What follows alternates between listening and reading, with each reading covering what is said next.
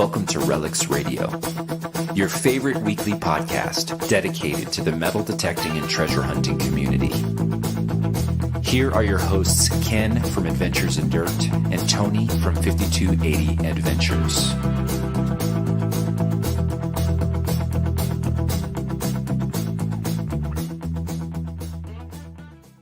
Hey everyone, we're RELICS Radio. Welcome to another Wednesday night here, coming to you from Northern Colorado here on RELICS Radio. I'm DK with Adventures in Dirt. If you're just joining us, welcome to RELICS Radio. And we're in our 8th season. Can you believe it?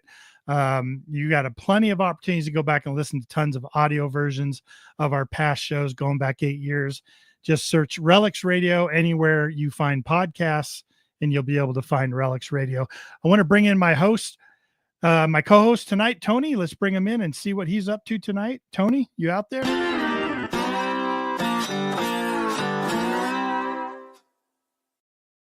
What's up, buddy? Cheers. How are you? I'm doing well. Yeah. Another Wednesday night. Congrats. Yep. You made it to Wednesday. We did. We missed last week. We kind of had an exciting, fun Wednesday night, but we weren't able to join you guys here on RELICS Radio. Yeah, we can touch on it real quick. I'm sure people know everything going on with it, but we had a little sick of it. Had a little watch party we were all at for Expedition Unknown, and we got to see our mugs on Expedition Unknown with Josh Gates on Discovery Channel for about 10 minutes. So it was the two of us with Jeff Lubert, and it was a good time. How many people do we have up there at the watch party? Probably 20? Like 20 or so people. Yeah. Had some pizza, had some whiskey. It was a good time. It was a good time. Making old fashions. Yeah. People are asking questions. People are really kind of excited to see it. It was a lot of fun. Yeah. We was a good time. Like we didn't know how it was going to turn out. So we were like, did not have biting our nails. Like, what, are they going to make us look like complete? We're already idiots, but are they going to make us look like complete and utter idiots? Right. You know what? I think it turned out well. And if anybody hasn't seen it, go back. You can search for Expedition Unknown on Discovery Channel on all of the, streaming sites. See if you guys can see. I think it's episode 3 on season 15. Yep. And if you're not too interested in the whole show, fast forward to about the last 15 minutes or so, and you can check us out. But we would encourage you to watch the whole thing. It's actually a really good story about Buffalo Bill Cody and very well put together. Everything ties in really well. It's a great production. I think we had a great time. I had a fantastic time. Yeah, me too. The experience was worth it. Even if you didn't make the show. I mean, we thought maybe we wouldn't even been cut into the show at one point. Right. But the experience still was amazing. Like, I'd do that again in a second. I think you said you would too, right? So. Yeah. Oh, absolutely. Absolutely. And we're talking now, if the homeowner, the landowners are listening, which I think they are popping in on us every once in a while on social media, but we're got on the horn today and finalizing up a date to head back up to that area and see what else we can find away from the production side. I'm sure you and I will be able to produce something for our channels, but right. Something different. To be kind of, the first time back, it's gonna be a lot of fun. So no sound guy, no multiple camera shoots with drone shots. Dang it. We're gonna have to work for our footage now. Dang it. Producers and people giving us massages and feeding us caviar at lunch. Yeah. None of that stuff. Delivery of lunch. Yeah. No, none of that. You gotta bring up the Gatorade and the chips. Right. I'm toting Gatorade and bologna. That's what I'm toting. That's funny. There we go. I'm looking who we got? Yeah, who we got in the chat here so far? Let me see. Who was first in tonight? I see Metal Sharks beat everyone. He's like the first one in. Of course you are. That's crazy. Thanks for joining us. Bill Hayes coming right behind him. Says howdy, y'all. Nice. Yeah. Jason over at Detect SD. Hey, good Jason. evening. I might be seeing him in another couple of weeks here. Ooh, we're trying to make some time to get together when I visit South Dakota here in a couple of weeks. Good. He's got some good stuff up there. If you guys aren't watching Detect SD's channel, you got to check him out. He's on some good stuff. Yeah, he posted a printing plate today. That was really cool. It got me flying down the rabbit hole again. Like that was on Facebook, right? Yep. It sure was awesome. 5082 Adventure, 5280 Adventure, whoever that guy is. Hey, look who's here, the history digger, Rob. There we go. Hey, man. Hey, Rob. Yeah. Welcome, welcome. Evening, folks. Looking forward to this one. How about digging Daryl? Hello, Daryl. I don't know if we've seen him here before, man. What's up? No, I think our guest may have brought in his fan club with him. So Well, we're welcome. going to see some new faces. Hopefully you guys like the production, kind of like the format and everything. We're here every Wednesday night, so stick around. Yeah, should be fun. We're giving away $500 in about 3 minutes. No, I'm teasing. How much? What? we pay for our audience. Yep. Cheers at 5 Mile. Good to see you. That's Thanks right. for popping in. He was asking later in the chat if we saw his canteen that he got that was on the cover. Yeah. I've seen a few posts about that. Facebook, I Good think. stuff. Maybe even, yeah, it was good stuff. We should have him on sometime, chat about that. Absolutely. So Absolutely. get a hold of us. More people, and then we'll get on to our guest. Ohio Friedel. Or Fred. It's Fred L, probably. Fred L. Ohio Fred L. Oh, right. See, and we got Ill Digger. Hello, Tim. Did you see his Cabbage Patch Doll character or whatever he had made for him? Yeah, Garbage Pail Kid. Garbage Pail Kid, yeah. Cabbage Patch Doll. Did I say Cabbage Patch Doll? That's what they're off of. It's kind of that, yeah. Copper Joe saying hi to everybody. Welcome in, Copper Joe. Always good to have you on the show. Yes, sir. Yeah. Oh, Mr. Jim Steele. Hello, Jim. Welcome on. Thanks for coming on. DC Diggin, everyone. Great guest tonight. Robert Thompson. Howdy ho from Nebraska. Welcome, welcome. Just up north of us here. Not too far, probably 2.5 hours to the border. There you go. Right here. So, yeah. Welcome, everyone. Good to see you Wednesday night, Relics Radio. Great guest tonight. Can't wait to have him on. Is he ready? Yep. Is he ready to go? I think he's ready. Let's bring that guy in. Looking forward to talking. Welcome to Relics Radio, Southern Relic Adventures, Mr. Brian White. How you doing, Brian? What's up, guys? Hey, he's part of the guys tonight. Yes, big cup, big cup club on the side. Big cup club. He's got the Gamecocks. Love it. The big Gamecocks fan, huh? Yes, South Carolina all the way. I'm South Carolina, true bred, born and raised. Love where I live. It's a beautiful state. Never been. Tony, ever been? No, but I would love to go there. Yeah, me too, love. Man. I mean, I bet there's a lot of history there, and if we actually had somebody that knew about a lot of history from South Carolina that we could have on the show, I bet we'd learn a lot about it. Hint, hint, wink, wink. Well, maybe tonight. Who knows? Yeah, well, let me tell you, this place is awesome, and I live what I consider to be ground zero for everything. I'm about a mile from the beach. So I don't live far from the beach, so I can go beach hunting. I've got Civil War sites, I've got Revolutionary War sites, and I've got all the other things that everybody else has too, parks, old houses, all those things too. So I feel like I live in what I call the Goldilocks zone. That's right. The Goldilocks, what is it? The Goldilocks? The Goldilocks zone. Oh, the zone. The zone. Sounds like it, man. You got a little bit of history around you there. It is Spanish American, all kinds of stuff, probably. It is a beautiful area, and it's just great for metal detecting. And of course, you guys know I love to metal detect. I started my channel, really started my social media stuff it's probably been about 4 or 5 years ago that I really sort of took off with a lot of this stuff. Right about the time COVID was coming to an end, really. And then it just exploded. But why'd you do that, Brian? Why'd you start getting on social media? Not everyone does that. You know what I mean? Well, believe it or not, and I know I told you guys this earlier. I'm a history teacher, still am. I grew up, of course, in South Carolina. I have deep roots here. Got a lot of family history. I love family history stuff too. So I'm really big into knowing about the past, and my parents were really good about taking me places when I was growing up, and it was mainly history places. And so that's what really got me interested in historical things. And of course, I just fell in love with it. And of course, I've got a master's in history, and I've been doing this for a while, and I love what I do. And so about 2021, right about the time COVID was coming to an end, my kids said, "Hey, Coach White, you need to start a TikTok." And so, believe it or not, I started with a TikTok. Did you start with TikTok? I started with a TikTok. Now, I did have a YouTube channel. I started my YouTube channel actually in 2017, but I really wasn't doing much with it. And so I started with a TikTok, and I did that for a while, and that took off. And I said, maybe I should try some of these other things. And so I went over to Facebook and Instagram, and I started sharing my metal detecting adventures. And then that took off too. And then I came back to YouTube, and I started really focusing on the YouTube aspect, and the YouTube has really taken off too. Did you start doing those YouTube dances that they do on there? No. Is that how you started? Come on, thing. Brian, you could tell us. We're all friends here.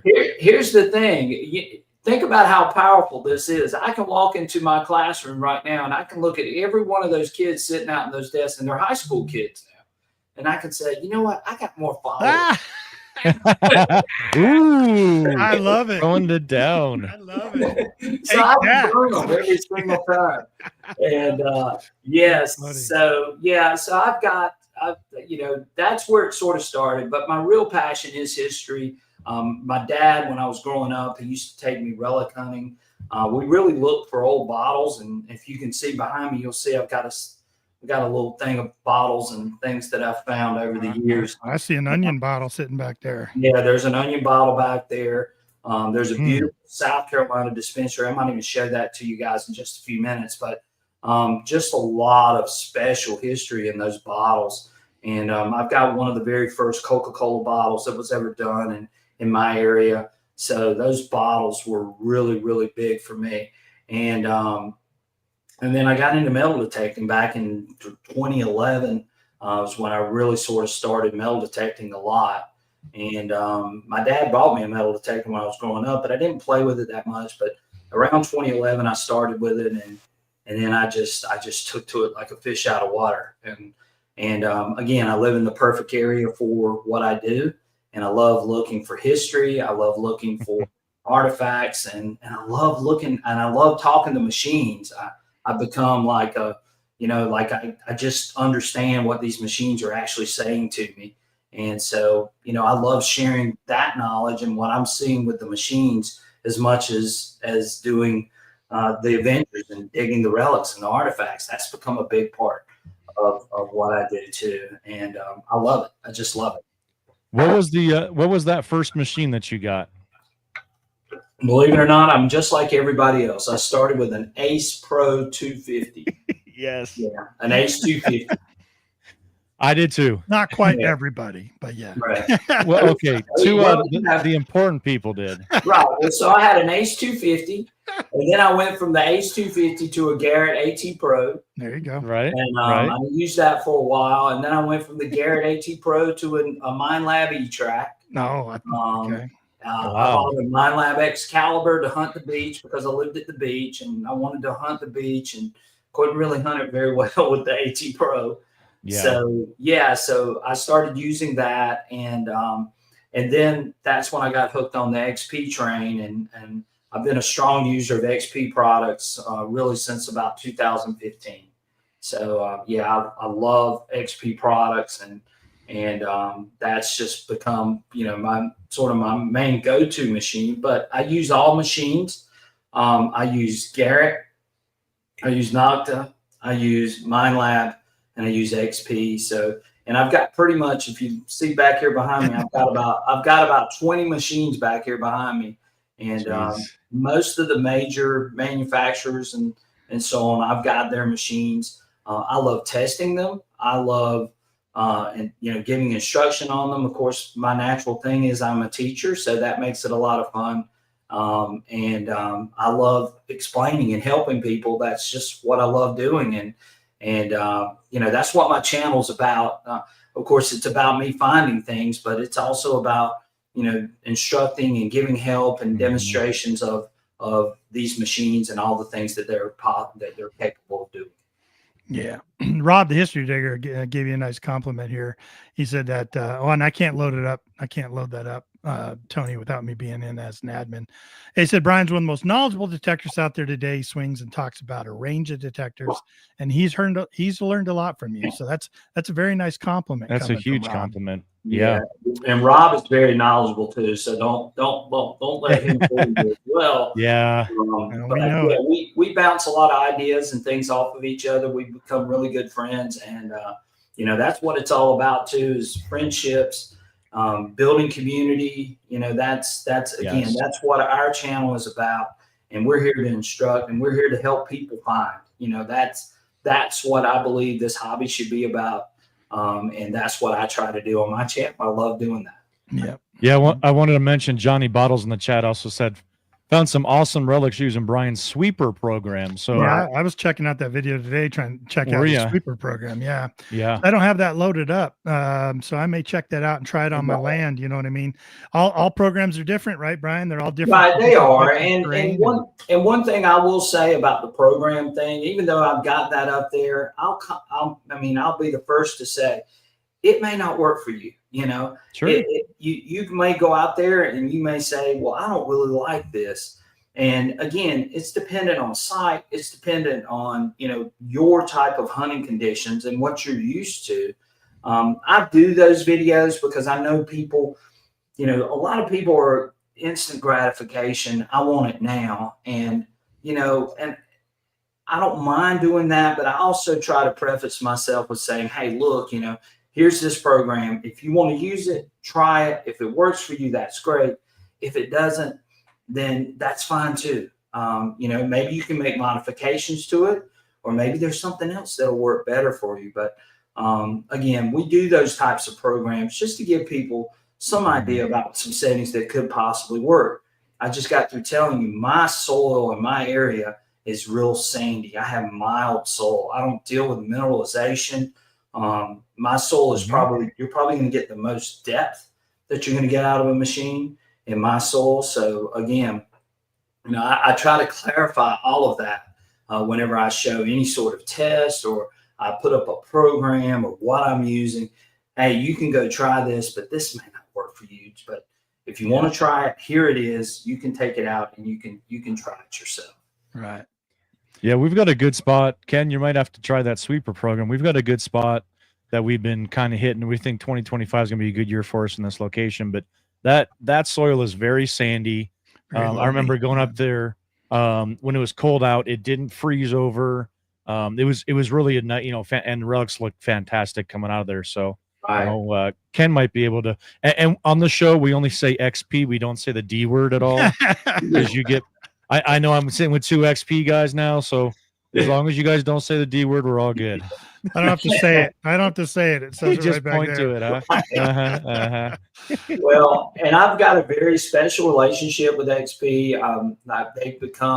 They've really become my go-to sponsor more so in a lot of cases. But they are super, super great to deal with. They really listen to the things that I tell them or I explain to them sometimes, and sometimes they don't, but sure. But again, I try to give them things that I think that can help make the machine better. I have done some testing for them. In fact, I'm in the process of doing some testing for them. So I do a variety of things, and I do it for all manufacturers, not just XP. I try to help them out as much as I can, give them my feedback on what I'm seeing, what's going on, and so on. So, but I really love doing that part of it too. The only problem is I don't have enough time. Yep. I've got a full-time job, and that's getting ready to take over again in another 2 weeks. And, I won't have as much time to devote to this, but I really love doing that part of it as well. I love the video. A lot of YouTubers say, hey, I hate editing, and it can become a grind. I'll be the first to admit it, but I've actually gotten where I love the editing. I've got like about 8 different cameras. I got 4 drones. I've got the setup that I have here in my office, and all this stuff going on. So, but I actually like that. I think it's fun. I mean, I've always been a tech nerd sort of too, to go along with all of that. So it sort of just gravitates to what I do. Yeah. Yeah. Yeah, absolutely. Yeah, and throw a plug in there. I know you do a lot of live streaming. When are you live on your channel? We do our live streams on Friday night. We did not have one last Friday night. Of course, it was July 4th. And I was with family. I had my grandkids here. Believe I am a grandfather. So I just had number 6 born last week, and we got number 7 in next month. Yeah, there you Ken's go. got 8. So you guys get it. Oh yeah. Yeah. So, but I found out that I really realized what the reason is that God gave grandkids or gave kids to younger people. I found that out in a hurry. Absolutely. And they were with me for almost 7 days, 6 days.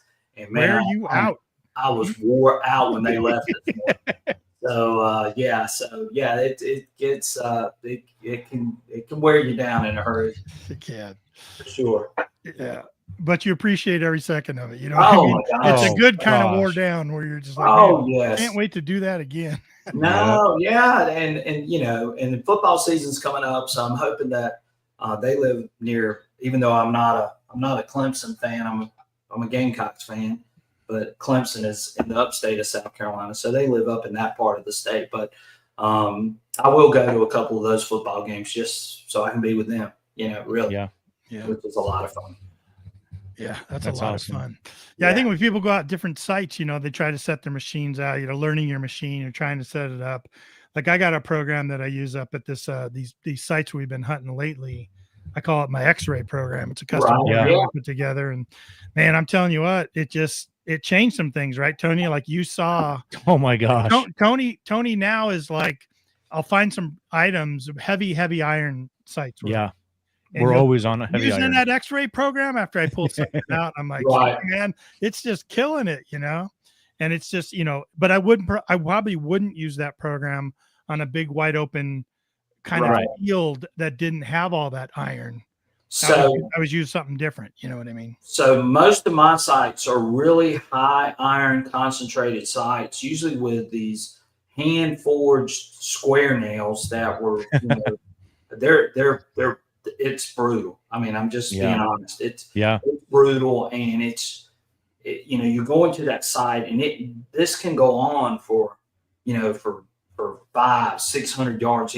I've had it go on even farther than that, but it's just machine gun, what I call machine gun iron. You know, the whole time. Yeah. And you know, that's where I live. That's my zone, is getting into that iron and just picking targets from that iron. And of course, you guys know XP's released the HF2 coil, and so I've been you know, experimenting with it, trying to get it finally tuned to what I do. And of course, the new version 3 software has sort of changed up a lot of things for a lot of people. And for those people that do have XP machines that are on here right now, please be patient. We are still in beta version, in version 3, and it's only going to get better, and they're working to refine that and get that more fine-tuned as we go through over the next few months. So be patient with that. If you don't want to do a beta version software, then don't do it. Stay with version 2.0 or 1.1. Yeah. Or if you like 0.71, there's still a lot of people on 0.71. I even know some people that are on 0.60 XP machine. So if you don't want to deal with the beta version and deal with bugs and stuff, you know, for right now, that's fine. You don't have to download it. If you do get the HF2 coil, though, you definitely have to download version 3. So you're going to have to go with the beta version. But just remember, there are bugs in it. And that's the main thing that I want to make sure that I clarify for people is just, you know that you are getting a beta version of that software, and eventually that software will get its final version. So be patient with it. Did any of you had the HF2 coil? No, I'm going to wait.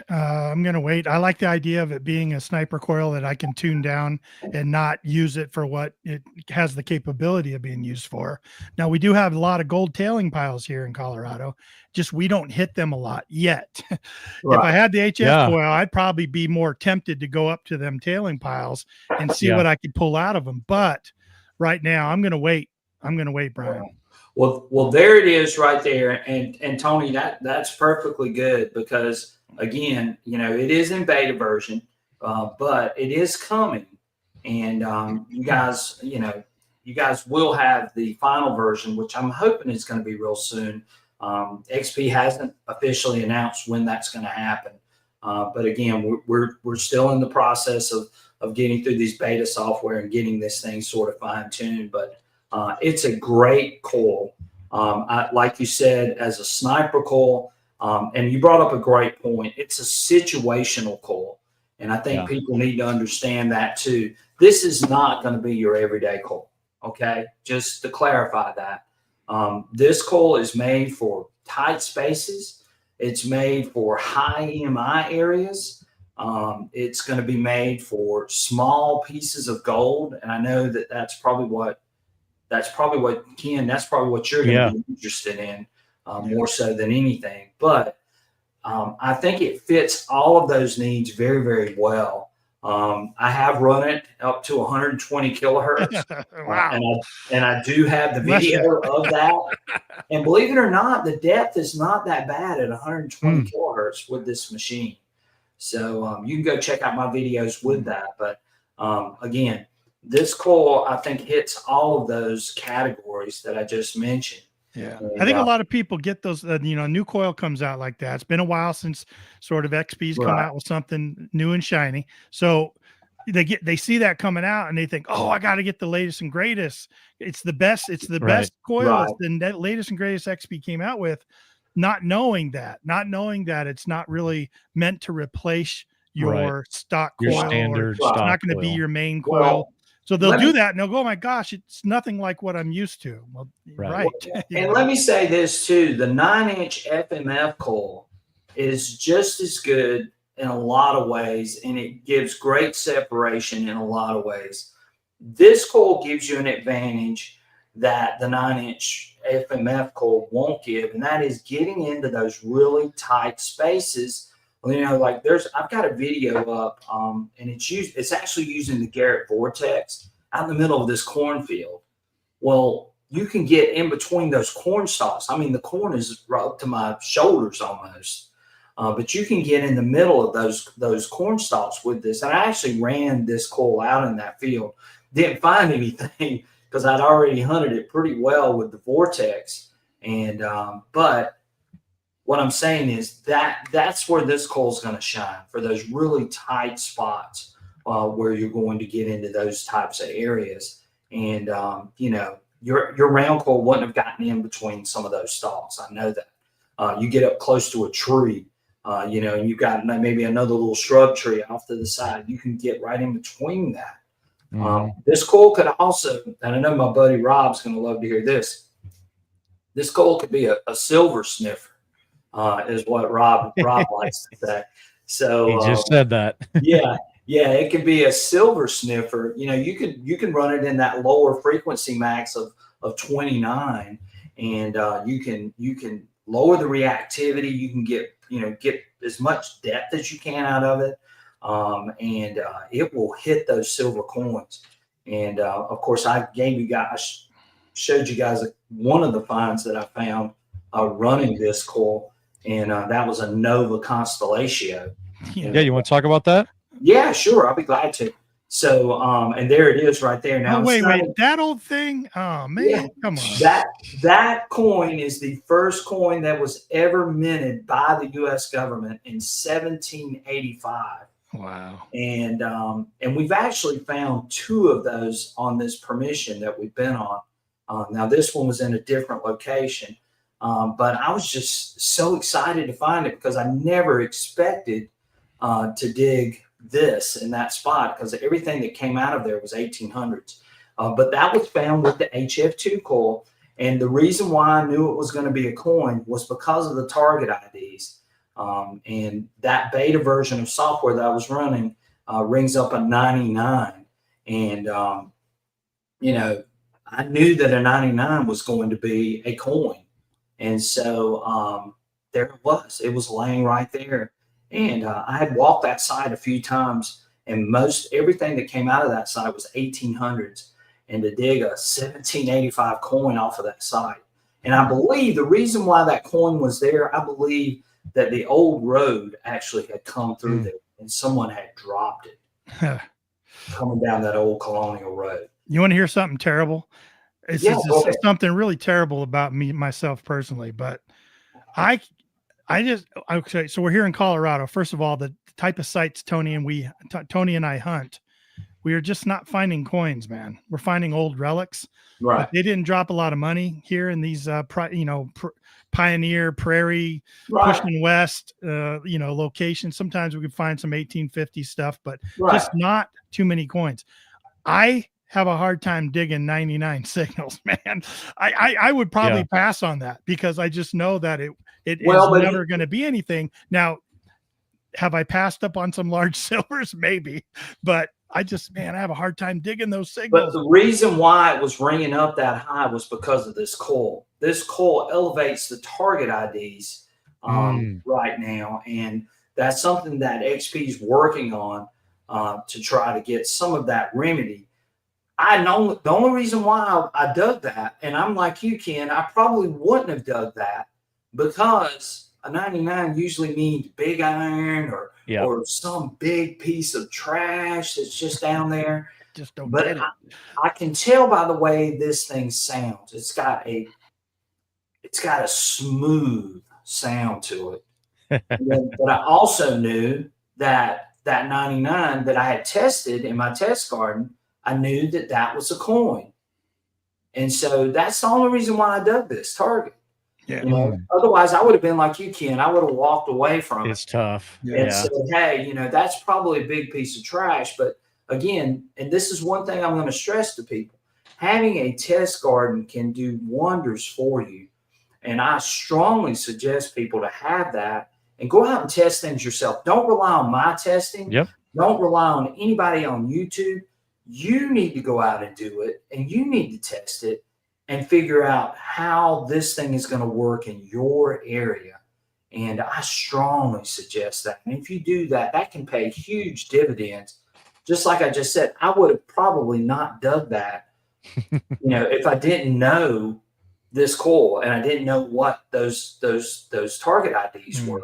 And I didn't know what that sound was. Yeah, I get it, because a lot of sniper coils give you that, right? It's a narrower coil, It's got a more tighter signal, different sound, sharper edges. Like, it's not deep. I used to have my Technetic T2 was my baby. Yeah. For many years. It was a wonderful machine. A little 4-inch puck. You ever swing that 4-inch? Yeah, well, I never swung that, but I know a lot of people that loved it, and I know it's a great machine. It just would reach out and just grab you by the nose and say, you have to dig me right now, because there's no doubt in your mind when you hit a good signal with that little puck. And I would imagine it'd be the same with Tony, what are you swinging now on that Manicore? You got that new M8 coil? I got the M9. I went with the 9. Yeah. Right. And Tony, I'm going to be honest with you. I love the M9 coil. The M9 coil on that Manicore is by far to me, it's one of the best coils that's been introduced by Minelab ever. I'm just going to say it. And I've got that machine too. I run that. You can go and see the videos with me using the Manicore.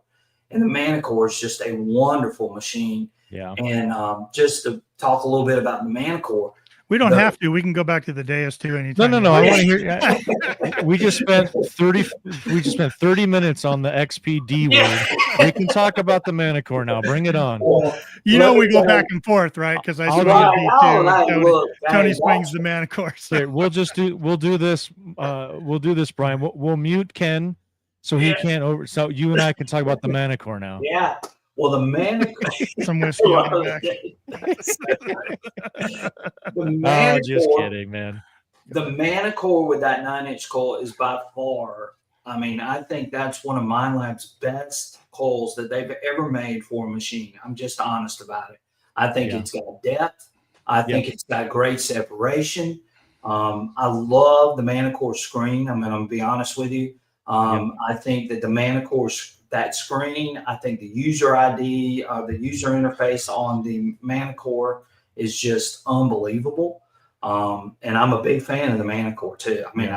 You know, I can pick up that Manicore just as well as I could pick up that XP, and I don't think I miss a beat in a lot of situations. Yeah, I went from you know, I'm kind of going back to the conversation. Started out with the 250, went up through the lineup of Garrett all the way up to the Apex, and then from the Apex, I was trying to make a determination if I'm going to jump to the XP Deus or if I was going to go the Manicore. Manicore was just coming out, and I just chose to go the Manicore route. And I was using the stock coil for about a year and a half, and noticed a huge difference in terms of what I was able to find, or actually what I was able to, you know, not dig up. I didn't dig up a lot of trash. Yeah, huge change. And I really learned a lot about it. And now we're digging these super heavy old sites, super iron heavy sites. Right. And I was like, I'm just going to go. I couldn't figure out if I went the 8 or the 9. I talked to a lot of people. I went with the 9. And I'll tell you what, man, in these high iron sites, it picks it out.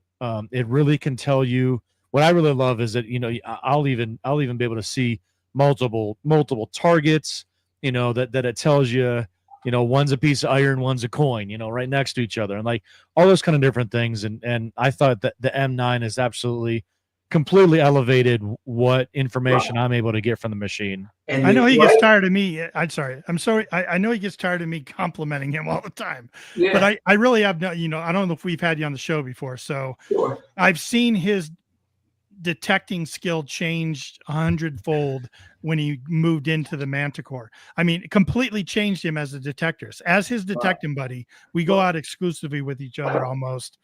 It just changed. When he got the M8 or M9, it changed again. I couldn't believe it. I'm like, come on, man, quit it. You know, and here's the thing. My hunting partner, Michael, who's on here right now, NC Relic Hunter, he just really gels with that machine. I'm just honest with you. I mean, that machine, I've seen him pull some amazing things with it. And he does well with the XP machine as well, but that machine tends to suit his hunting style, and the audio tends to suit him a little better. And again, that's why I tell people, look, all of these machines are very, very comparable. You've got to decide what machine fits you the best for your hunting conditions, for your sites. I don't care if it's the Ace 250. I mean, if you feel comfortable with that machine and that's the machine that you like, then that's the machine you should go with. Don't let price and don't let anybody, and I mean this honestly, don't let anybody on YouTube tell you that if you're not swinging a Manicore or you're not swinging a Deus II, that your machine is garbage. And I don't want people to feel that way. And that's one of the things that I try to stress on my channel. We're here to try to help people with every machine, regardless of price point, features, whatever it may be. We want you to get the most out of whatever it is that you're using. And again, some people just click with certain machines. Yeah. You know, whether it be a cheaper machine or a more expensive machine. Yeah, Rob Rizzo, the history digger, he said something fantastic, and I absolutely agree with it. Ken and I absolutely love this idea. It's good to have a hunting buddy with a different machine. You know, you can have 3 D2s go over the same area, and you'll find different things, but it really, it's nice to have a Minelab go through it, have a Garrett go through it with you as well, and everybody finds just a little bit different. I think it helps. It has helped us in the past really clean up a site having 2 different machines. Well, and think of it like this, guys. Nobody wants to hear someone come on here or come on YouTube or wherever it may be and say, well, your machine is trash because it's not this machine or it doesn't have this feature. No. You know, and I'm not that, you know, I don't like that, and I don't condone that by any means. I think whatever people use, learn it the best you can. A lot of these machines, the technology has advanced so much, whether it be a Garrett, whether it be a Nocta, whether it be a Minelab, whether it be an XP machine. All of these machines are capable of finding a lot of the same targets. And I've said this multiple times on my channel. I think that margin, that percentage of how much more you get out of those extra features is very, very small. I really don't. I mean, I've tested a lot of this, and I've gone out with different machines, and I've had people with different machines, and probably I would say about on 90 to 95% of the targets, that machine would hit the same target, whether it was the $1,500 machine versus the $300 or $500 machine. Yeah.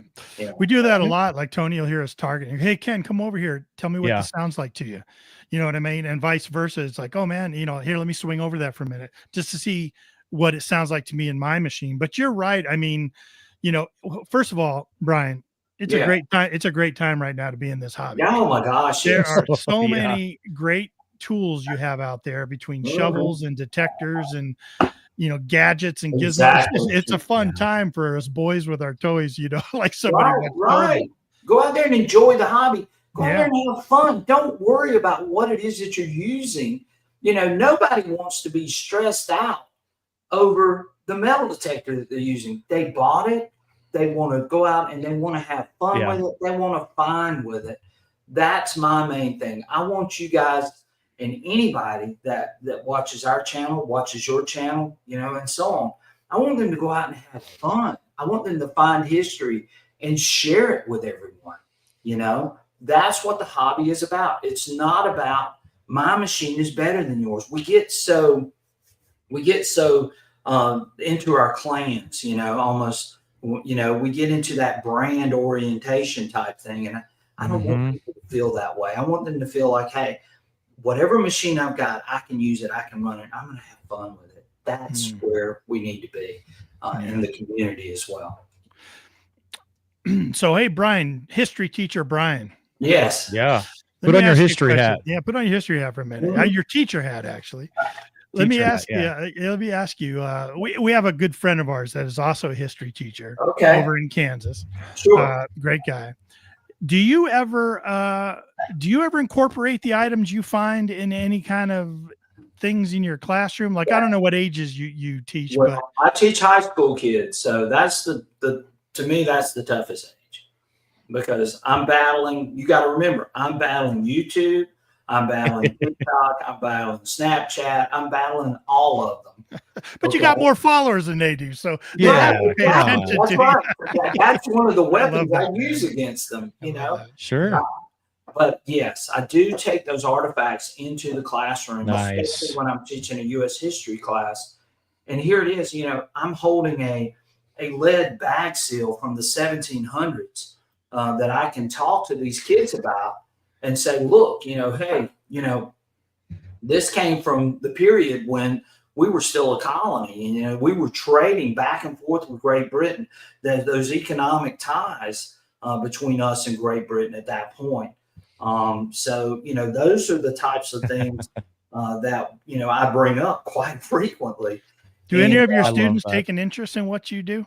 Yes, they do. They really do. And they love when I bring in those types of things, and they can physically hold those things in their hands and they can see those things, you know, and then I can tell them that story, you know, that goes along with it. And one of the things that I've tried to focus on a little more over the last maybe 4 or 5 months is the storytelling with the history behind the artifact, to sort of give people a context, which I do that a lot, especially in some of my classes, is the kids have to have a context. They have to sort of have something that they can grasp onto before they're going to understand what you're actually trying to teach them. And I try to do that. I'm trying to do that right now through YouTube as well, is show that context and give them some idea. And I know, like I said, I don't know if Tony can pull up. Tony, pull up that find, real early find from the 1600s. So we were just talking about this earlier, and this fragment of a coin, it's not the complete coin, but it is a fragment of a coin, dates to 1619. And this coin is from the Netherlands. It's a Dutch coin that dates to 1619. Just to put that into context, Jamestown was founded in 1607, which was the first English colony on the East Coast. This is 1619, and this was dug here in South Carolina on the site that I've been hunting on. It's probably, I would venture to guess, it's probably one of the earliest coins ever found in my area. Crazy. And believe it or not, and I didn't even tell you guys this part. One of the things that I really pride myself in is that I love leaving the history where I found it. So I actually gave this coin to the landowner. So he's displaying it at that location where the coin actually came from. Wow. So, and I do a lot. Kudos to you. Yeah, that's amazing. Right. I do a lot of that because I'm a strong believer in history. I know that if I donated it to a museum, that they would just take it and probably put it in a drawer. Yeah. But to me, this coin means everything, and I get a lot of people saying, well, how much is this worth? Yeah, that's every question. That's always the question. Yeah. And my response to that is it's priceless because it's a piece of history. Right. And, that's one of the main things that I try to stress too with my audience is, I don't care about, I'm not looking at value. I don't sell any artifacts. I don't go on eBay and start posting bottles and posting, coins or any of that. My main thing is the history, and my main thing is sharing the history and maybe teaching the people about what happened here 300, 200, 100, or whatever it may be. And that's where I tend to live. I live in that zone more so than others that are finding it, selling it. I don't care about all of that. If I can share one thing or share one piece of information with somebody that they didn't know, yes, and maybe somebody finds something similar to it later on down the road, well, at least they got some idea about, hey, maybe I saw this on Southern Relic Convention, and I know what it is, Now, is that called a Stevers or something like that? A Stivers? Coin? That coin? Is it called a Stevers? I don't know the actual name of it. I just know it's a Dutch coin. Yeah. And I've got the actual picture. If you go on my Facebook page or Instagram page, you can actually see what the real coin looks like. But it's the exact match to it. And I couldn't believe the guy that found it. I had to post it on Facebook to figure out what it was, because I've never seen it before. Wow. And it was just one of the most amazing finds. And it's probably one of my, I know it's one of my oldest finds, but it's 1619. I mean, come on. It's just crazy. Yeah. Holding something in your hand that old. And then, learning the history and what was going on in 1619 around the world and all that stuff puts it into context for you. But as detectorists, what do we always kind of like to imagine is, how did that get there? Right. And so think about it like this. So there was a colony in my area, a French colony, believe it or not, and it actually went by the wayside. But there's no record of any Dutch explorers coming into this area. Now, could it have been that whoever moved into this area actually brought that coin with them? But the earliest known existence of people living on this property is 1740. Wow. Okay. So 50-year difference. 1619 coin ended up on a 1740 home site? It's a good question. And it just baffles the mind. And that's where I just go off on my tangent. My mind starts racing, thinking about what could have been and, why these people were here and so on. And that gets me juiced up. Absolutely. I was in a cornfield in Ohio. I found a 1772 Spanish real, and it's very unique. I really didn't understand the concept of exactly what I had, but then I looked at the date, 1772. I'm like, this is before we became a country.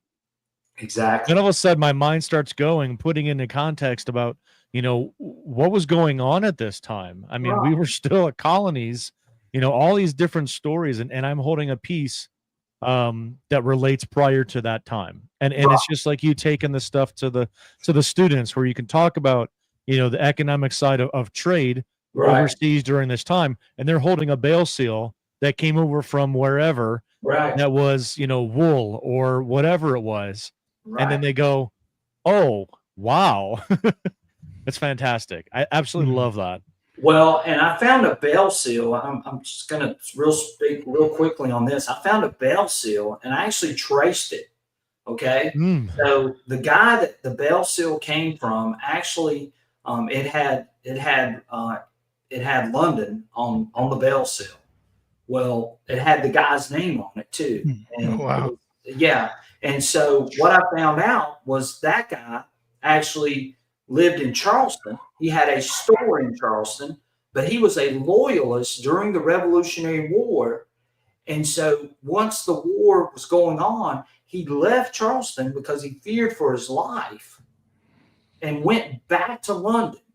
Became a big-time slave trader in London. And it was just the most amazing story to me that he had a store in downtown Charleston at one point.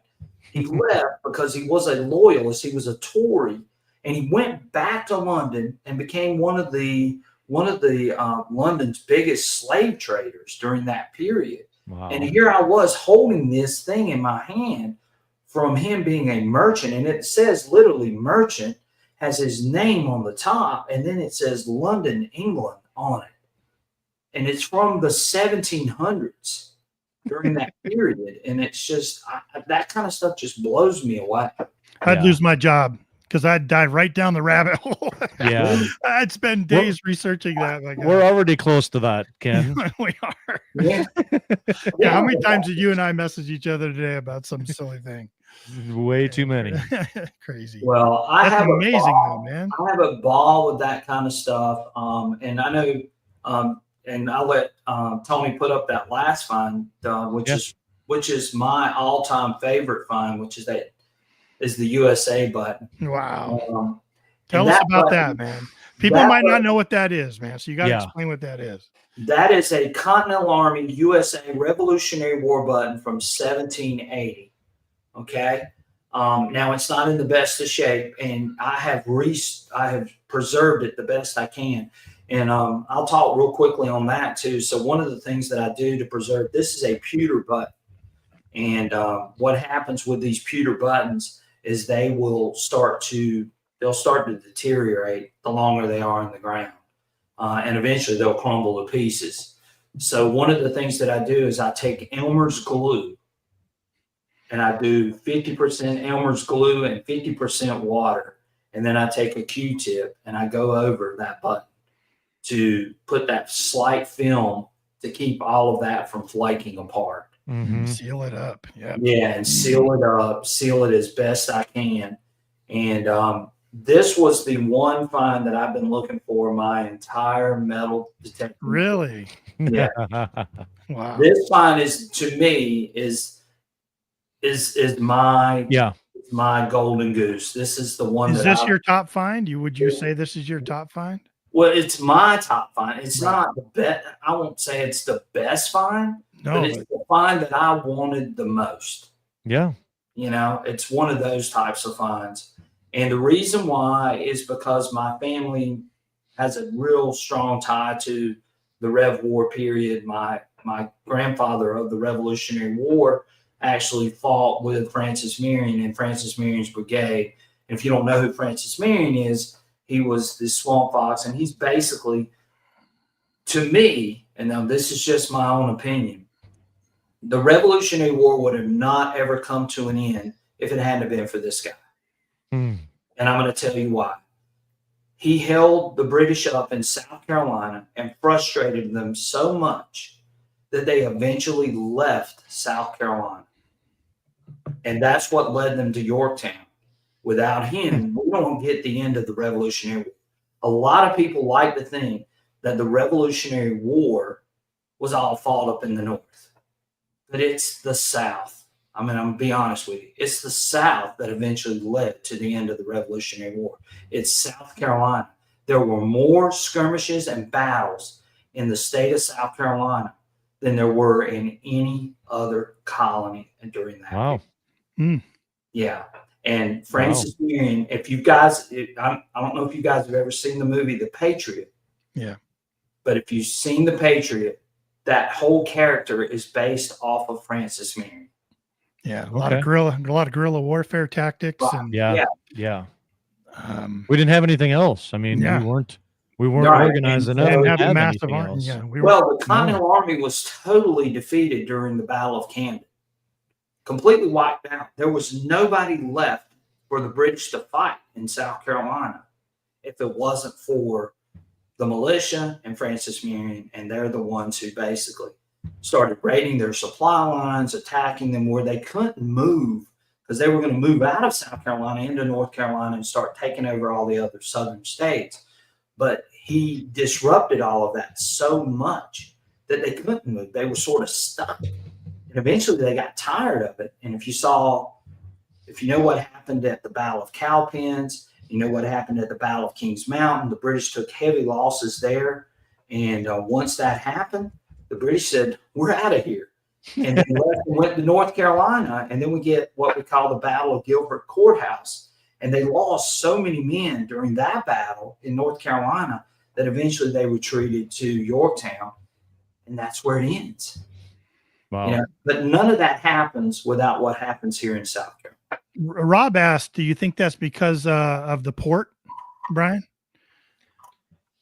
Well, Charleston was the major port, and they captured Charleston in 1780, in March of 1780. And they stayed in South Carolina from 1780 through 1781. And again, the Continental Army was wiped out. Nathaniel Greene, who was the lead Revolutionary War general of the South, he was up in Charlotte. He wasn't even in this area, So this button being here means that one of those Continental Army soldiers had been sent down. Now, it could have been, who knows who it could have been. There weren't a lot of regulars in this area. That's why this button is so precious to me. Sure. My grandfather probably did not wear this button because my grandfather was a part of the militia in South Carolina. So that's what makes, this button so special here in this area. Yeah. It's beautiful. Oh yeah. And I found a British 76 Regiment of the Foot Highlander button. Do you really? Not even a half a mile from where this button was found. Wow. Have you ever found any of those Confederate Palmetto Guard buttons? I have not found a Palmetto Guard button, but I've got plenty of South Carolina Confederate buttons. I've got almost 18, 19 South Carolina Confederate buttons. I've dug a lot of Civil War artifacts. I found a camp that was almost non-existent, that nobody knew where it was. I actually found it. Wow. And it was the main training area for everyone in this area of about a 3 or 4 county area. And I actually found that camp, and it was just a field day of artifacts. Wow. You're in a great spot. Do that. Jeez. Yeah, you're in a great spot. Mm. I know you said you're into kind of researching family history. I'm really into genealogy myself. Right. And one of my ancestors died at Kings Mountain, and my kids went there with their mom to kind of do some visiting, and they found the plaque. There's a big plaque there that kind of talks about people that fell there, and they were able to find my ancestor and take a picture of it, and that's it was kind of cool. I'd love to make it out there sometime. Yeah, well, you need to come to South Carolina's got some great history. Of course, the Civil War started here in South Carolina in Charleston. Yeah. But it's got some great history, and I know that history because I've taught it. And like I said, my parents were history nuts, and they took me to a lot of places. They took me to Washington. They took me to Jamestown. They took me to Williamsburg. They took me to all the major battlefields in Virginia. They took me to Vicksburg out in Mississippi. Got to see all those places. And I've got stories from relatives that were living during that period that wrote letters back to, their families and things like that. And that's just where my passion comes from for all this stuff. I was going to say, what's your favorite period of time in history? Is it American history, or is it any period in world history? I love American history. I love Rev War period, and I've always been fascinated by Francis Marion. I actually went to Francis Marion University. Oh, damn. Yeah, and I was actually a runner at Francis Marion University. I ran cross country and track and field there, and we were the Patriots naturally, and so it's just always been a passion, So that's really what got me going with a lot of this, and my parents were just wonderful that they had the means to take us to a lot of those places and see a lot of those things when I was growing up. That's great. We always ask people, so you got so much around you. You've got beach, you've got fields, swamps, you got all kinds of stuff around you. Right. Where's your favorite place to hunt? Like if you had to just focus on one, or boy, I really love this. I'm the most comfortable out in the middle of a field or right in the middle of the woods. I just am. I mean, I feel, there's just something about it, especially when you're out there and you're in these secluded locations and you don't hear anything. It's just woods and you and peace and quiet. It is my zen. I mean, I'm just honest. It's my zen getting out onto those locations. And if you go watch any of my videos, you can see that these places are really remote. There's like nothing around them. The nearest store is probably 25, 30 miles away in most of these places. And I'm just at home. I feel like that's exactly where I need to be. I go out to those places. Love it. I love it. Yes. I've got, I've just been really blessed, and I'm fortunate enough to live where I live. And, I love going out and finding things, that's just like all the rest of us on here. We love going out and finding things, right? Absolutely. Yep. So tell me a little bit. I mean, y'all are asking me all the questions. Let me ask a little bit of questions. So Ken, you're in Colorado, right? Yeah. Tony and I both are in Colorado. So okay. I'm up north and he's further down south. Yeah. I've been to Colorado. I've actually been to Denver. Yeah. And I actually went and saw a Colorado Rockies game. I'm a big baseball fan, which I've been watching baseball as we've been talking. But yeah, I love that area. I love going to that area and visiting. So, I mean, it's interesting. Like we don't have the colonial Rev War, any kind of, barely any Civil War. We have Civil War era, military relics here from when the cavalry came out this way, and about 18. But you guys have that Western theme with the movement out west, and you get the silver coins, and of course Denver being one of the major mints. I'm imagining that there got to be like a lot of the silver coins in you guys area. I would think so. Yeah, I mean, we do. We definitely have a lot of silver that we can find, depending on where you hunt. A lot of sites that Tony and I hunt, we don't find too many of them, but we have a lot of relics. If you're relic hunting here, you're really finding a lot of things that pioneers brought with them. They brought everything with them. They gave everything up. Left their life behind and pushed west, mainly heading to California for the 49 gold rush, and hit the Rocky Mountains and said, we're stopping right here. We're finding gold here. We don't have to go any further. So, all that stuff they brought with them, a lot of it, they go up and work in the mining camps, and they would leave that stuff behind, and we come along and find pieces of it and kind of piece it together. Like, this is what life was like for them back then. This is kind of, these pieces are what they used to live and to survive, and every piece tells a story. So and I try to stress that on my channel. I get a lot of people going like, well, all you dig is buttons, and I'm going like, there are a lot of people out there that would love to dig these buttons that I'm digging. Absolutely. and I do realize that most of these buttons that I'm digging came from enslaved people. Okay. Most of these plantations that I'm hunting had a labor force of anywhere from 300 to upwards of almost 1,000 slaves in some of these areas and some of these plantations and things that I'm hunting.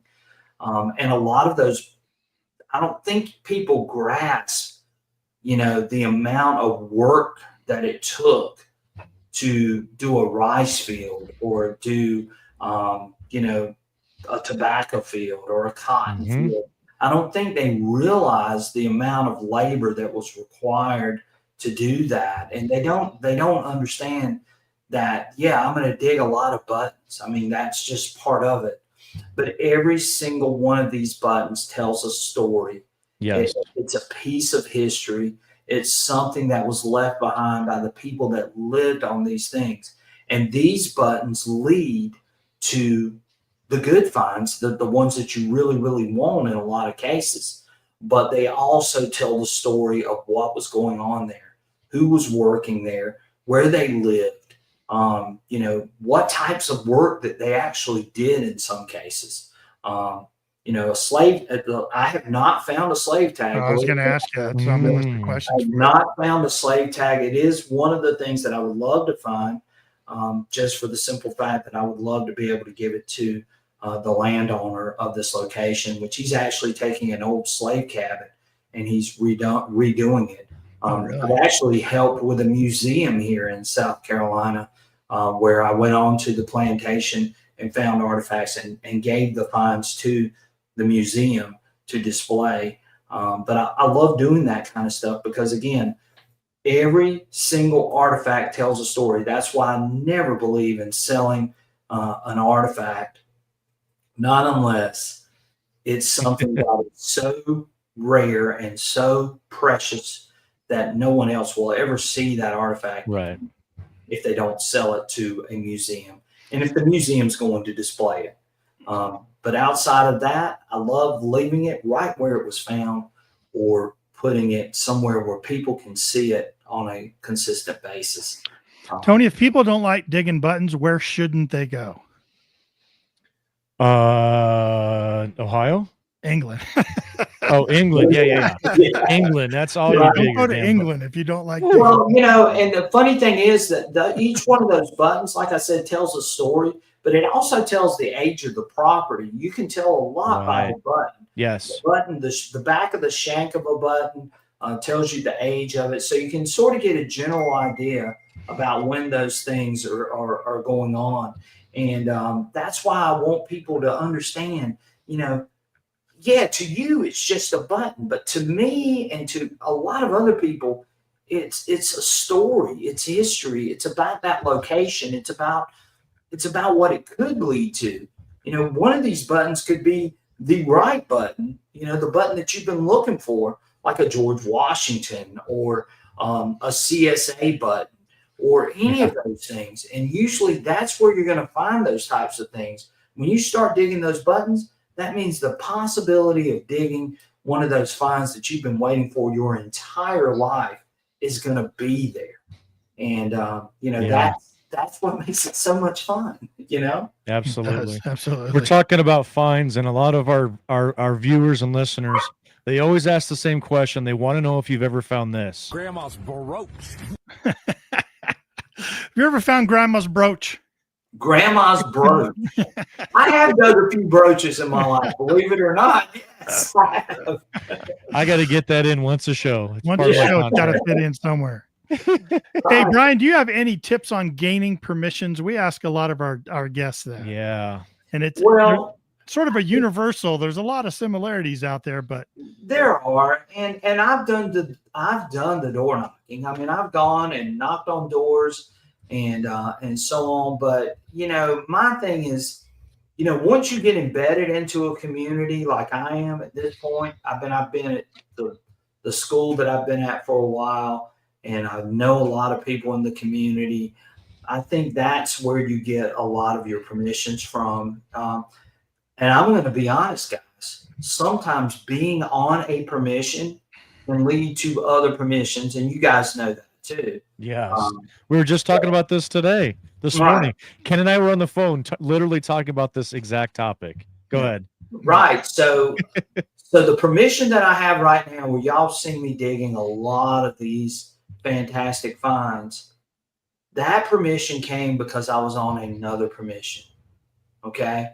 A guy rode by and saw me metal detecting out in the yard, out in this well, it really was a yard.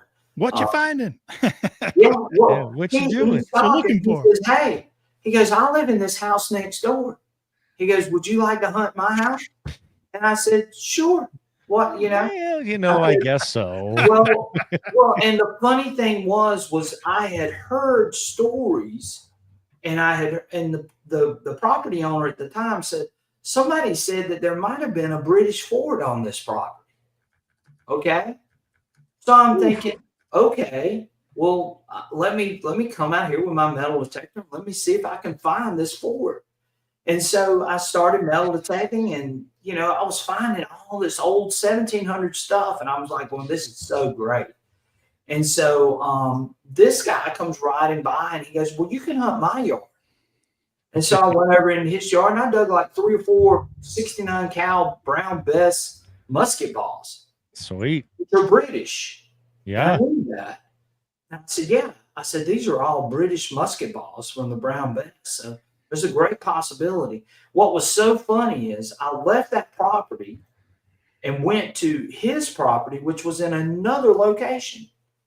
And so he made, and this is no lie, I'm not making this up. He made me get in my truck, follow him to another property. No kidding. Yeah. And so when I get out to this property, it's 4,000 acres. Oops, just fell in my lap. Thank you very much. Right. And so amazing. It was just the best situation ever. It was like the good Lord was shining down on me. But, then it turned into a great friendship. This guy is a wonderful friend, and he actually comes out there occasionally and goes detecting with me. And he brings his grandson out there. We have a great time. And again, that's what this hobby's about. Yes. And that made it so special.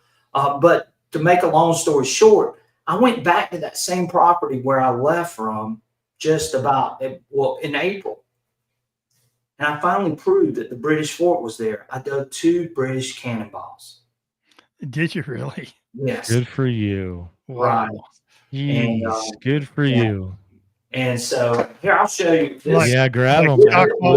Yeah. This didn't come from that property, but this is another one that I've done. Oof. Yeah. So how do you tell the difference between U.S. and British? Are they just a weight and this was made in China? Now, you can't really see it that good, but on the side of the cannonball right here, there's a broad arrow on the side of the cannonball. Okay. Which tells you that it is a British cannonball. Wow. Yeah.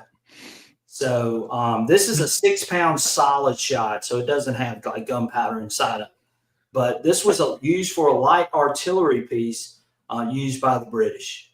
And I dug this right off of a creek here in South Carolina. I bet you weren't excited or anything. Oh, you should have seen it when it came off. Now, it didn't look anything what it looks right here. Yeah. And it was completely rusted over.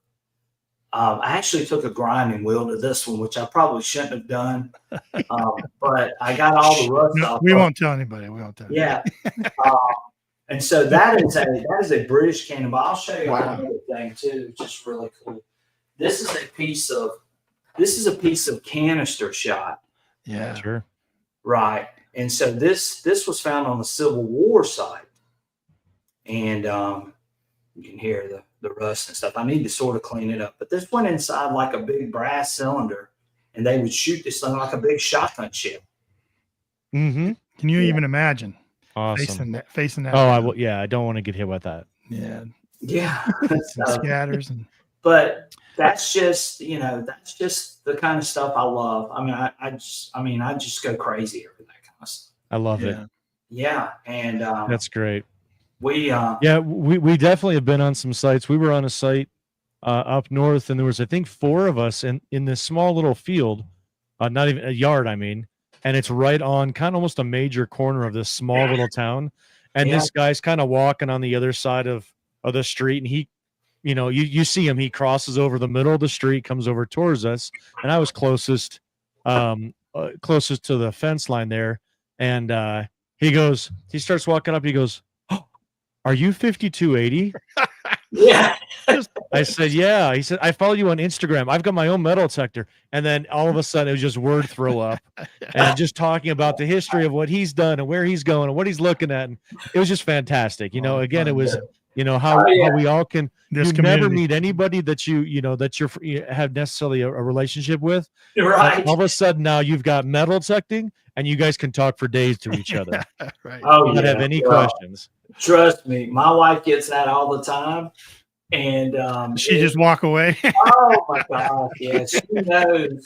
Here we go. The funny thing is, if somebody comes into my house, the collection that I do have, I have it all in a big, huge glass coffee table in our den. Oh wow. So people, when they come into our house, Sure. they see everything right there in that glass. And it's a glass over the coffee table, and then everything sits inside these drawers that I slide into it. Oh wow. You can see everything.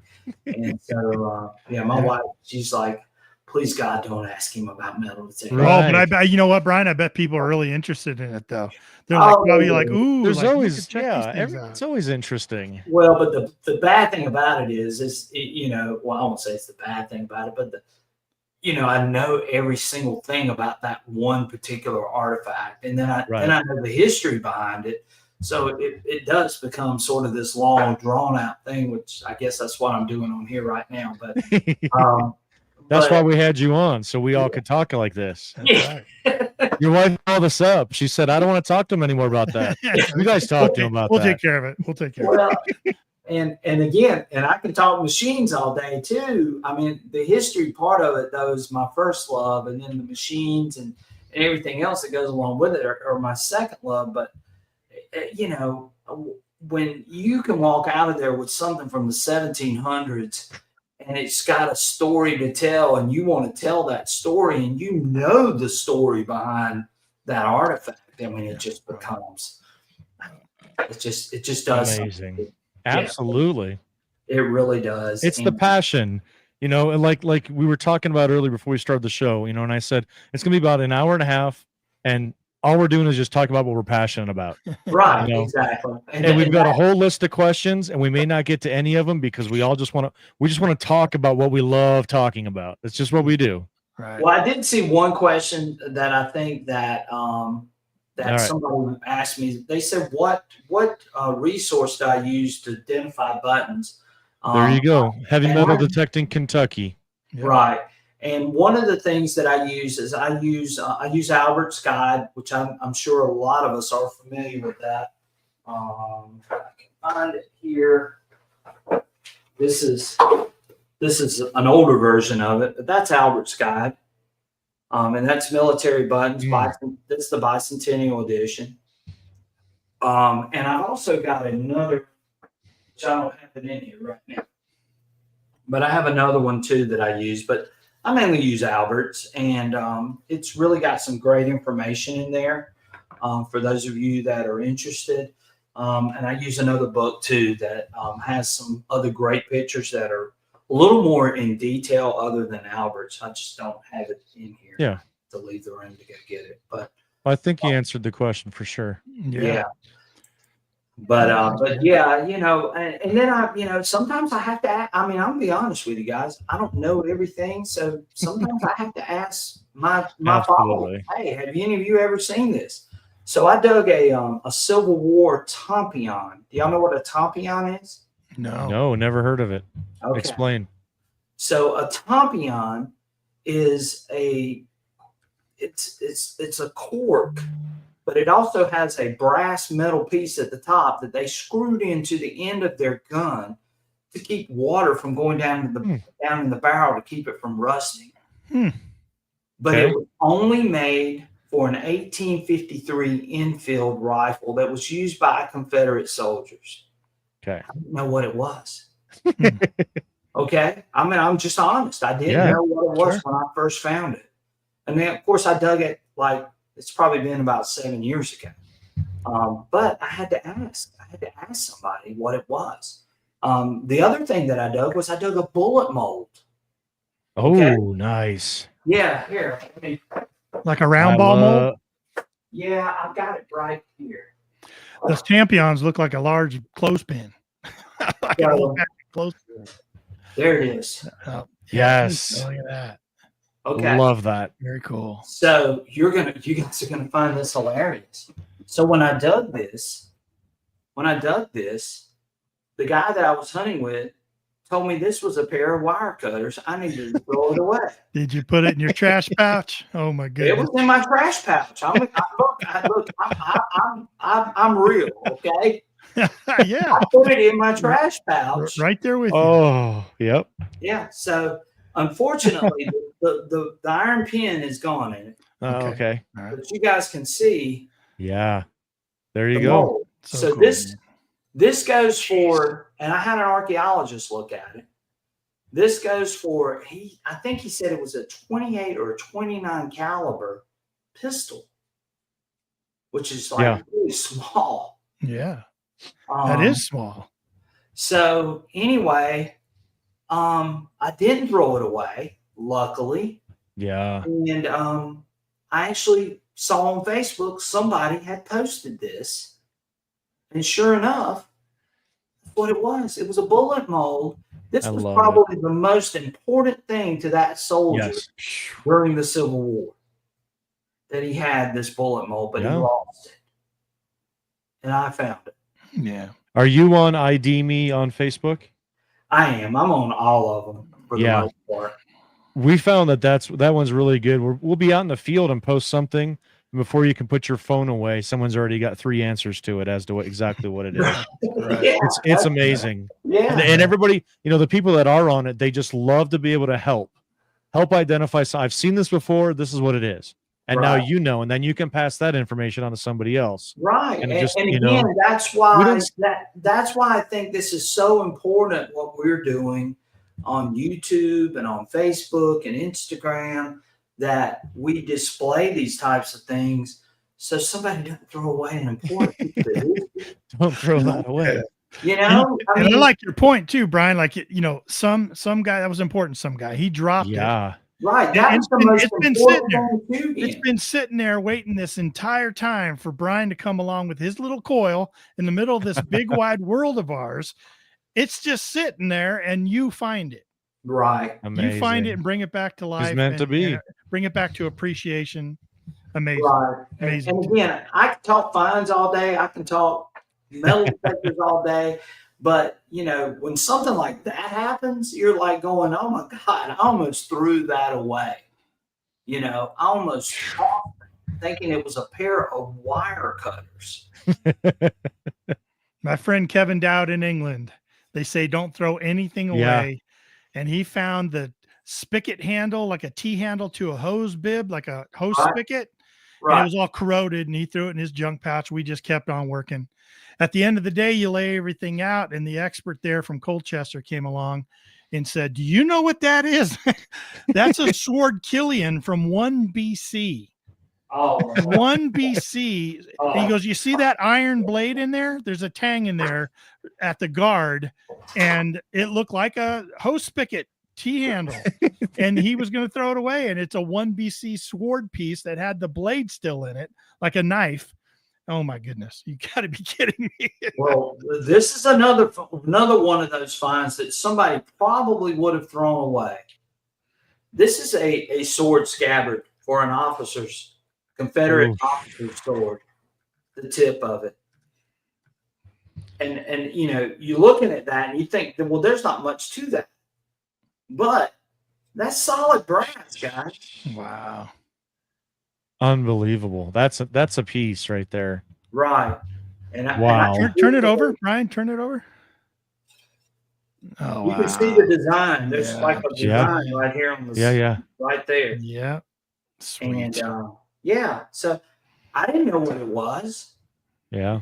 I knew I had something special because I knew the site where I was at. I knew this wasn't the site that I've been hunting, but I knew that I had something special because of the things that had come off of this site. And I was going like, what the heck is this? And it was just unbelievable that I found that. And, that's something unique, something special, something you really wasn't expecting to find.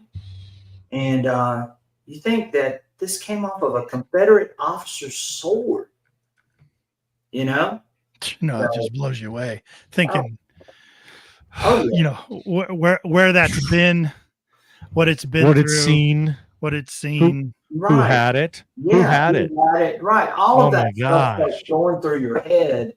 And you know, when you find that kind of thing, you just love. And I know y'all like that big jug behind me. That actually came out of the bank of a river. That is a 1700s jug. Oh my gosh. That was unbelievable made by somebody. And you know, it's just, you know, again, it's history, guys. And that's where I'm at with all of that, and that's what I love. I mean, that's my passion, what you guys can tell. Yeah, absolutely. One Absolutely. of us, I Yep. tell you, we're right there Oh, with yeah. you. Right. Yep. We got like 4 minutes left on the show. We're going to kind of wind it down here, but there's things that we want to ask before we leave of you. How about, let's see, how about a white whale? What's your white whale that you should have dug by now that you just haven't come across yet? Well, you know, the funny thing is, I have not dug a cap to bust. You know, I haven't either. One. Yeah, a cap. Ken, have you dug one? I've barely seen one. Are you kidding me? I've not dug a cap bust. But probably there are two things left for me, really. I mean, the cap bust would be nice to dig, and I would give it away. I mean, it would just be the idea of digging it. But there are two things. A slave tag would be the one, which I should have dug by now, like you just said, and the other would be any sort of George Washington button, because George Washington visited my area and actually stayed in my area, and I know there were a lot of supporters of George Washington, of course, naturally. Of course, you've seen the USA button. So those would be the two: the slave tag and the George Washington. A CSA, I'd love to have a CSA. So I've not dug either one of those three things. And those are really the only three things that I'm really after, to be honest. Good. You'll get on them. You're in the right spot. You know, you're digging the right areas. So. And a lot of people would say, well, what about a gold coin? I don't like a gold coin. Don't get me wrong. I would love to dig one. You know, it's not like that, but there's just something. There's something about the history part of it. There's got to be a historical connection. Yes, you can look at a specific date for that gold coin, but what is it if I got an tied to? 1853 gold coin, yes, I'd be excited about it, and I would hoop and holler about it. And there you go, right there. Yeah, that's just it, right? Like I find my gold coin, $1 1853 gold coin, but it's in an area where those cavalry soldiers that were here protecting people pushing west and patrolling and setting up these camps here in these forts, they were paid like $13 a month in these gold coins, and he dropped it at some point. Yeah. Either they were gambling or it fell out of a pouch. I think it fell out of a pouch because it was surrounded by little bucking balls, little pistol balls. And, you know, that meant a lot to him. And it ties in with that part of our history that we have here in Colorado. We don't have a ton, but what we do have, we hold on to dearly. And that's why I like that gold coin. One, it's a gold coin. Woo! Exactly. But it's tied to those soldiers. And I get that, because that is sort of the time frame where Colorado was sort of taking off, you know, and people were moving out west, and, you know, Manifest Destiny and all of that was going on at that time. Right. Whereas for me, it's that colonial period and the Revolutionary War period and the Civil War period. It's more those types of things. So, I mean, I can relate to that. You know, what's so funny is you get these guys from Europe and they go like, oh, that's not old. Or, you know, do that all the time. And I get that too. Right. But they don't understand the importance of our history to those particular artifacts. Now, if I went over to England or to Europe and I dig a know, Henry VIII or Charles the First or Third or whatever it may be, Edward, you know, I would go crazy over that kind of stuff naturally too. But for me here in the United States, this is what I can find, and this I know the story of all of this. But I can go over to Europe right now too. And guess what? I know that story too. So. Right. That's the advantage you have being a history teacher and stuff. You know a lot more of it than most of us that aren't history teachers. We have to find something and then go research and then do it the research and then figure out. And that's why we love it too. Because I was never interested in history, Brian. I never had a teacher like you ever. Right. No one made it interesting for me. So you know what I mean? And that's the thing, you know, you guys heard me say, I have to research some of the stuff that I found. You know, I just had to, I just got through telling you, I didn't know what that 1619 Dutch coin was. I didn't know. I sort of knew it was something, but I didn't know what it was. Right. You know, I've had to do all of that, you know, but that's what makes it fun. Yes. You know? It really does. And I think a lot of people, if people are out there just doing it for finding things and selling them, to me, that's a travesty. It really is. Yeah. To me. But that's just me. I've got one quick question, then we're gonna to back out of here. Johnny Bottles wanted to know early on in the chat, and I said we were going to get to it. He has a few XP coils that needs fixing. Do you know who he needs to contact? Right, and I know Johnny, by the way, too. Okay. So Johnny, you can either contact a local dealer and he can give you the information. You can contact my buddy Mike Hall at LMS Metal Detecting. He's out of Myrtle Beach, South Carolina, but he can definitely give you and steer you in the right direction.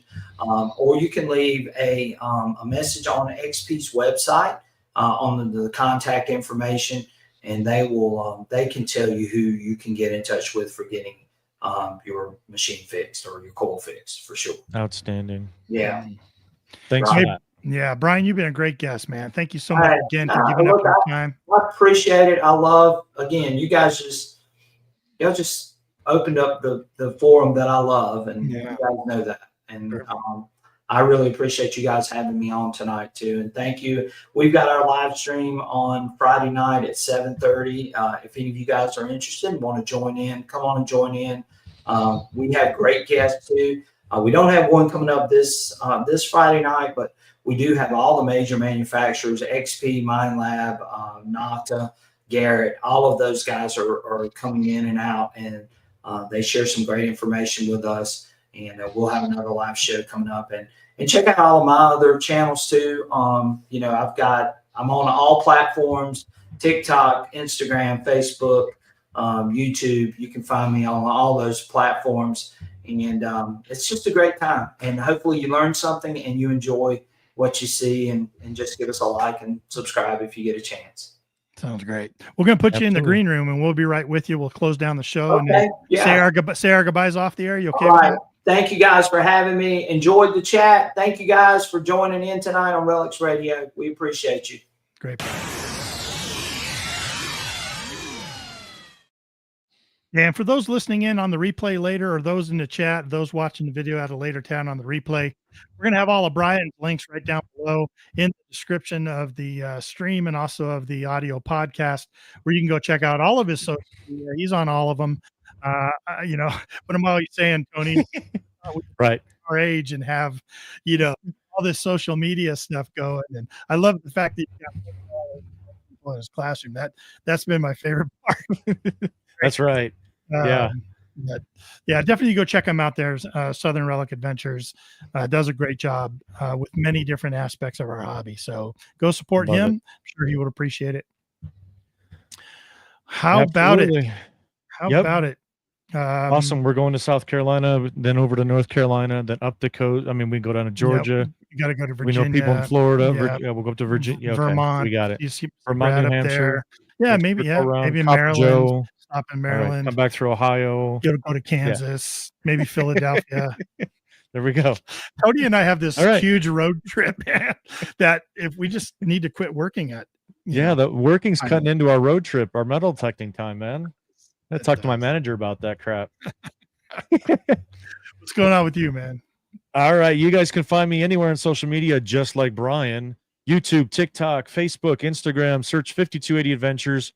Always have content out there. Always asking questions. And if you guys leave me some chats, check in, and then I'll be sure to message you back and all that kind of good stuff. Love chatting, love teaching, love learning and all that, and interacting with everybody. So that's about it. You and I are going to be detecting here pretty soon. We got a metal detecting meeting this Friday.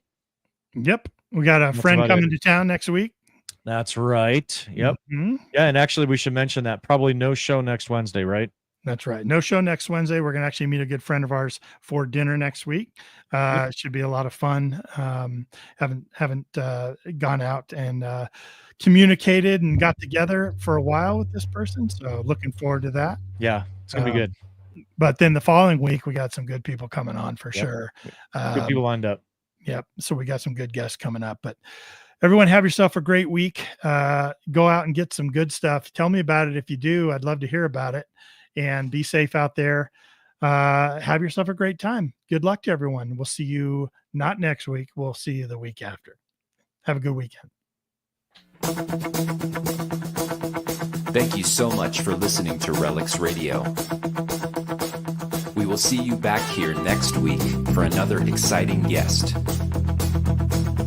Until then, get out and dig it all.